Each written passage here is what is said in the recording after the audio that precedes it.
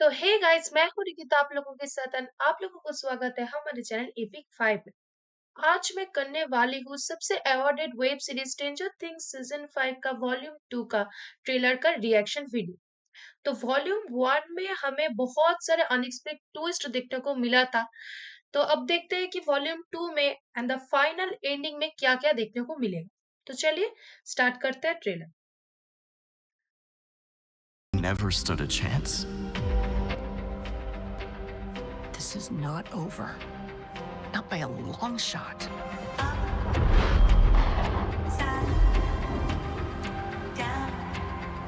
This whole time, everything we have ever assumed about the Upside Down has been dead wrong.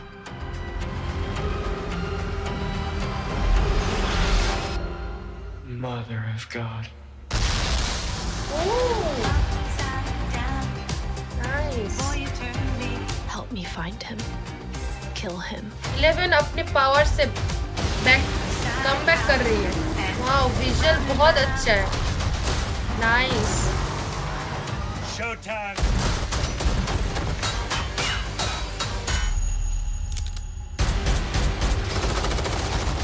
Kinda thought that was supposed to be the easy part.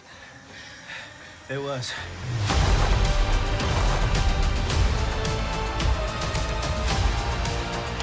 I don't know what's on the other side of any of this.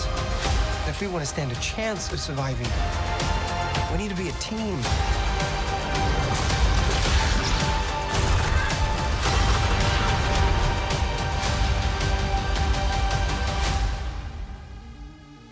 It is time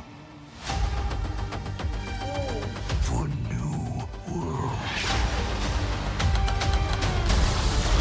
You die, I die. You die, I die.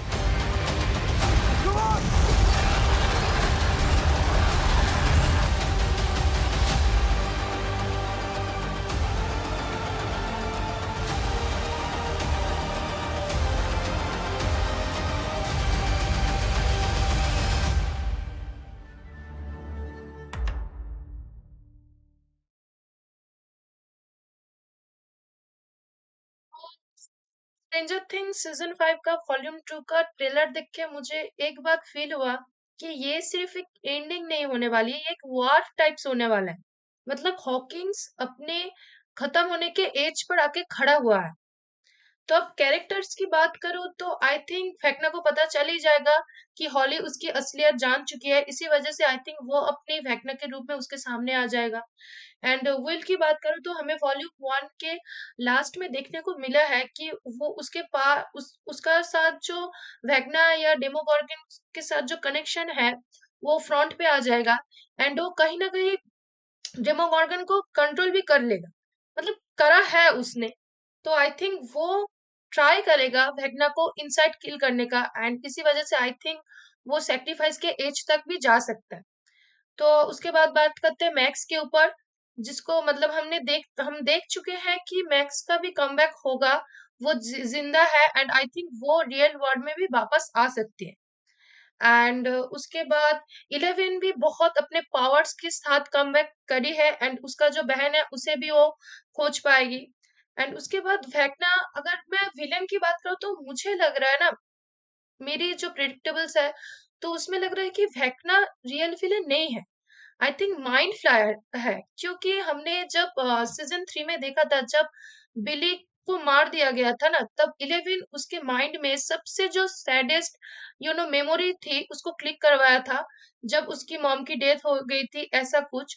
तो तब बिली बहुत ज्यादा emotional हो पड़ा था and बहुत रो पड़ा था। तो ऐसे ही कुछ हमने देखा था वॉल्यूम 1 में, जब वेक्ना मैक्स का पीछा करती है एंड जब वो केव के सामने आता है तो हमें भी देखना पड़ा था कि वो भी बहुत सैड हो गया था, बहुत ट्रॉमाटाइज्ड हो पड़ा था। आई थिंक इसका तो कोई कनेक्शन होगा ही होगा, क्योंकि वेक्ना को इससे पहले ट्रॉमाटाइज्ड हमने कभी भी नहीं देखा था। तो आई थिंक माइंड फ्लेयर उसे कहीं न कहीं कंट्रोल कर रहा है एंड ये सब करवा रहा है उससे। And the most painful prediction is हर एक के फेस को देख के लग रहा है कि कोई मेजर कैरेक्टर का फील्डिंग इस बार सेट होने ही वाला है।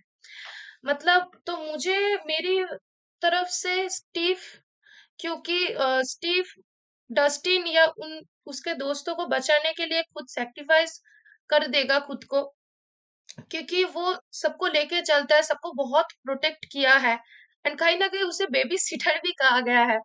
एंड सेकेंड, आई थिंक 11 या हॉपर के बीच से कोई अपने को अपना सेक्रीफाइस देगा एक दूसरे के बचाने के खातिर। And the next is I think will, क्योंकि वो वेगना को उसका वो उसके वही वो वेगना के साथ कनेक्टेड है कहीं ना कहीं, तो वो वेगना को इनसाइड किल करने के लिए सेक्रीफाइस तो दे ही सकता है। एंड आई थिंक मैक्स को बचाने के लिए लुकास भी अपनी जान कुर्बान कर सकता है। तो ओवरऑल भाई ये है कि ये फिनाले प्रेडिक्टेबल तो नहीं होगा, एंड हैप्पी एंडिंग भी बिल्कुल भी नहीं होगा। तो ये था मेरा ऑनेस्ट रिएक्शन। आपको कैसा लगा ट्रेलर देख के कमेंट में जरूर बताना, and like share and channel को सब्सक्राइब करना तो बिल्कुल मत भूलना। तब तक के लिए stay epic with epic fan.